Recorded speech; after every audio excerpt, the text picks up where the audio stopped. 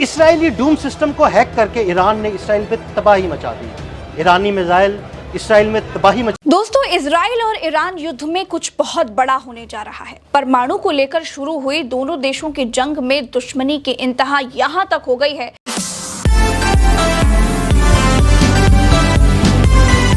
Israeli Doom system को hack करके Iran ने इसराइल पे तबाही मचा दी। ईरानी मिसाइल इसराइल में तबाही मचाते रहे और इसराइल का आयरन डूम सिस्टम उनका कुछ ना बिगाड़ सका। इसराइल के आयरन डूम सिस्टम को ईरान ने कैसे हैक किया, आइए आपको तफसील से आगाह करते हैं।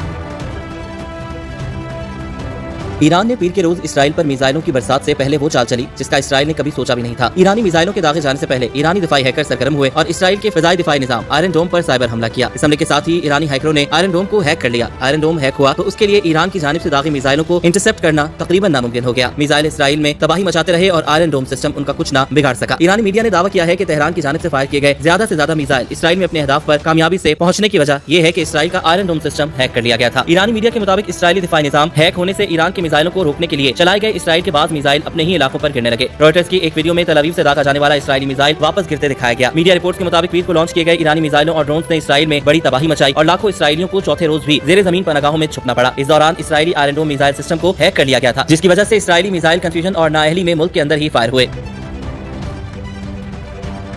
इसराइल में मोबाइल फोन कैमरों से हासिल की गई वीडियोस में भी बड़ी तादाद में ईरानी मिसाइलों को इसराइली फजाई दिफाई निजाम से बगैर किसी रुकावट के गुजरते और जमीन पर मौजूद अहदाफ को निशाना बनाते दिखाया गया। ईरानी मीडिया ने कहा है कि इसराइल पर एक और साइबर हमला भी किया गया। पीर के रोज इसराइल के नेशनल साइबर डायरेक्टोरेट ने कहा कि फौजी यूनिट की तरफ से इसराइलियों को ऐसे टेक्स्ट पैगाम भेजे गए जिनमें शहरियों से कहा गया था कि वो अवामी पनागाहों में जाने से गुरेज करें। ईरान की जानिब से इसराइली आयरन डोम सिस्टम हैक होने और मिसाइल हमले। दोस्तों, इजराइल और ईरान युद्ध में कुछ बहुत बड़ा होने जा रहा है। परमाणु को लेकर शुरू हुई दोनों देशों की जंग में दुश्मनी की इंतहा यहां तक हो गई है कि इजराइल के प्रधानमंत्री नेतन्याहू ने क्लियर कह दिया है कि ईरान के सुप्रीम लीडर खामनेई की हत्या से ही ये जंग खत्म होगी।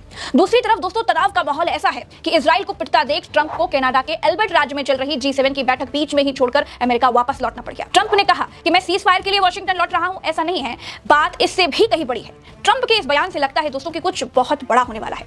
इससे पहले ट्रंप ने सोशल मीडिया पर लिखा, ईरान को परमाणु समझौते पर हस्ताक्षर करने चाहिए। ईरान न्यूक्लियर हथियार नहीं रख सकता। मैंने ये बार-बार कहा है, सभी को तुरंत तेहरान खाली कर देना चाहिए। तो क्या अब अमेरिका सीधे तौर पर ईरान और इजराइल वॉर में उतरने जा रहा है? ट्रंप ईरान के लोगों से कह रहे हैं कि तेहरान शहर खाली कर दो और दूसरी तरफ ईरान इजराइल से कह रहा है तेल अवीव खाली करके चले जाओ। ईरान की सेना IRGC ने ऐलान कर दिया है कि एयर स्पेस फोर्स कुछ ही घंटों में कब्जे वाले इलाकों पर सटीक हमले करेगी। सभी शहरों, स्थलों और सुविधाओं को वैध सैन्य लक्ष्य माना जाएगा। दोस्तों, ईरान ये बात बहुत अच्छी तरीके से जानता है कि अमेरिका आज नहीं तो कल इजराइल की तरफ से खुलकर सामने आ जाएगा।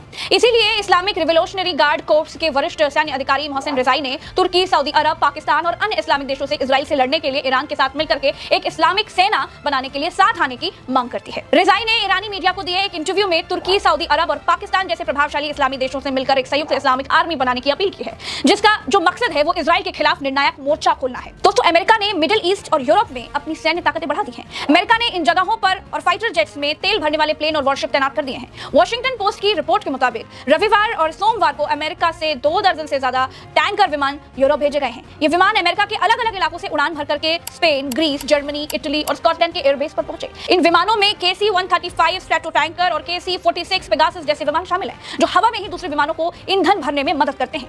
दोस्तों, इसके साथ ही कुछ बड़े मालवाहक जेट भी इन मिशनों में शामिल हुए थे। दोस्तों,